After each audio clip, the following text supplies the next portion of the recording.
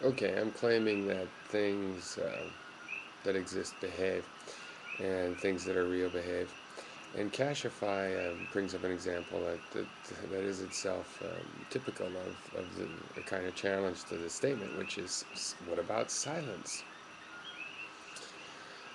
Well, that's to me asking, like, what about a blank piece of paper with no picture on it? See, a blank piece of paper is not really blank, it's full of white, and it's just ready for an impression to be put into another form.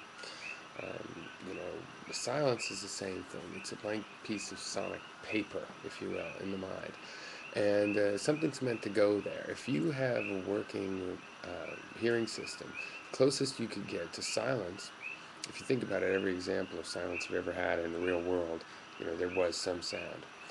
But the closest you could get would probably be to have this working sound machinery in your brain, but have your ears disconnected. Sorry.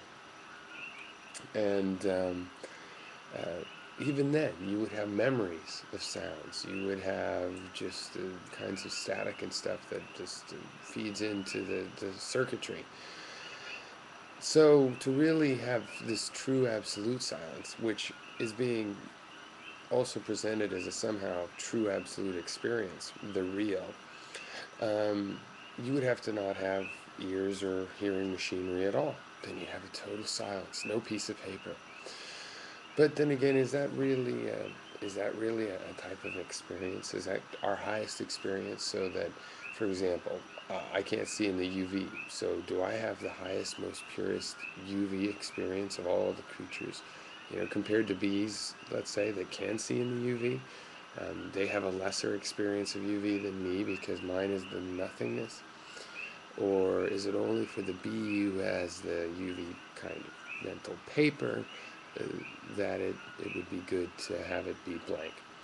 I mean, basically, it's mysticism to me about a blank piece of paper, and there is something romantic about a blank piece of paper, or a blank piece of tape, or a piece of wax that you can etch something into, a lump of clay. It's a romantic idea, and it, it is due some abstraction and romanticization, but it's just a blank piece of paper. There is no real silence. Now, Cashify is also, you Cashify, but in case people aren't reading the comments, since you know what's going on, has also claimed that I'm not appropriately skeptical to my own idea when I say there is no absolute science. Well, the thing is, I'm open to the idea, but a couple things. One, you have to give me an example of it. I've never seen an example. If you just say, well, imagine it getting quieter and quieter and quieter until there's nothing. Well, I don't really see that happening because I think sound comes from the circuitry, and so there is no quieter and quieter to nothing.